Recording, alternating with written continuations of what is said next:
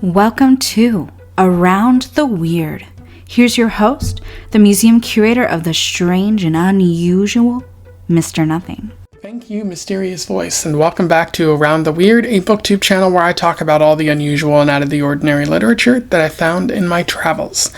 Today it is the start of a new month, at least at the time that I'm making this video. So I want to do the usual wrap-up and TBR for August and September. Don't want to talk about any specific book. So I think in August there wasn't really anything that I thought was super fantastic. Nothing that really stood out to me, but there were a couple of good reads that kept me going. And I'm particularly excited because I made it through 14 of the 15 books on my 2025 TBR. The only book that is sort of remaining is Their Eyes Were Watching God by Zora Neale Hurston, which I'm probably going to try to read in September or October or maybe November in the next couple months, depending on the time that I have. And then, of course, it's September, so I work for a university. My life is about to get a little bit busier with new students coming to the college and everything, so I might have less time to read in September, but hopefully I do still get to some interesting stuff when I do have the time. So yeah, that's what I'm looking forward to, but without further ado, let's do the wrap-up in TBR and I'll move on from there. So what did I read in August? In terms of books, I read The Return of Superman, which I thought was by Dan Jurgens. I thought it was fun, but flawed. It was a very interesting story. I like to see Superman's return, and the villains were particularly interesting as well. But the problem was the overarching series, the storyline of the death and return of Superman felt a bit rushed. And so I wasn't a fan of that. I felt like it was more of a PR stunt, as I've said multiple times, and they didn't really have any plans for showing what the world was like without Superman. They just did it, and they're like, yeah, we'll bring him back right away. And so you didn't really give the story enough time to breathe. So that's just my major problem with that particular story. I also read Black Hole, which I thought was boring. That was about a sexually transmitted disease amongst youths in the 1970s.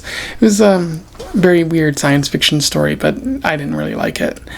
The Arrival by Sean Tam, which I thought was super charming and a lot of fun. I think it's probably the best of the month for August. I really like the sort of wordless nature of the story.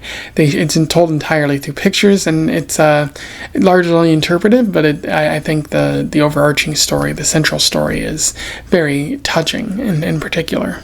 I read Death Note Volume 5 by Sugumi Oba, which I thought was pretty great. Really liking where the series is going. Your Town, which is actually interesting because it's a graphic novel, but it's also a kind of board game. It's like a city building game in the Old West. And so each page is an action that you can take or something like that, and it directs you to go to different pages, like a choose your own adventure. I think it's pretty odd, but it was still fun to read, even if it didn't really have a central story. I don't even know why my library has it, but it does. I also read Strega, a horror book about a hotel that isn't really open but hires a bunch of immigrant women of some sort, and scary things happen from there. It was okay. I didn't really understand it, and it didn't really seem like my type of story, so just okay. I also read You Must Take Part in Revolution by Melissa Chan, which I thought was pretty good. Very important to read these types of stories, especially in 2025 when fascism and authoritarianism are on the rise. You have to engage in revolutionary acts, otherwise authoritarianism will win, and we definitely don't want that. Well, some people don't want that. A lot of people don't mind authoritarians as long as their people are the ones in power, and that's not good, because eventually the people in power will turn on them too. That's worth talking about. And then I also read John Krakauer's Into the Wild. I don't think I made a video about that, but that's what I read in August. I thought it was a lot of fun. Very interesting sort of exploration of a person trying to find meaning and unfortunately dying in the process. But still a good solid story. I also read a number of short stories, including If You Give a Mouse a Cookie, which is silly fun there.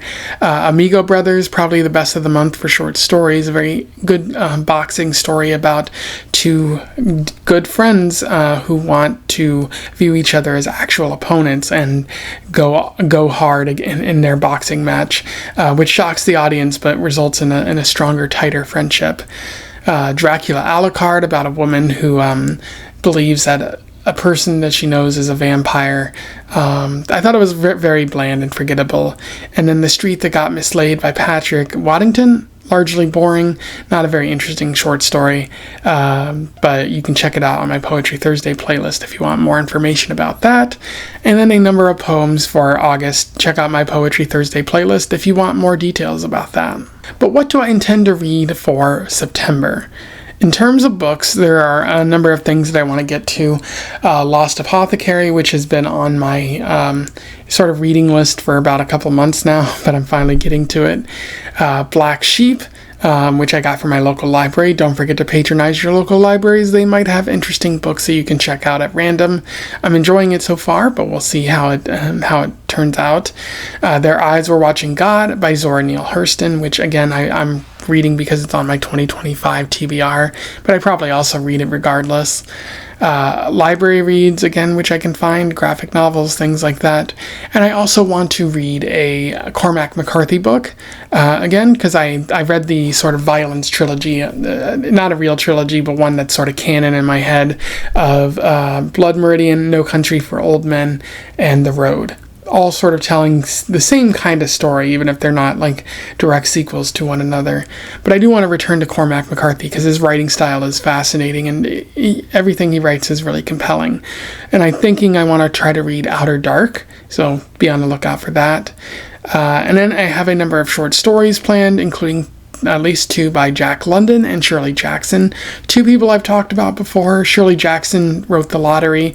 That was a fun short story that I still recommend that you seek out.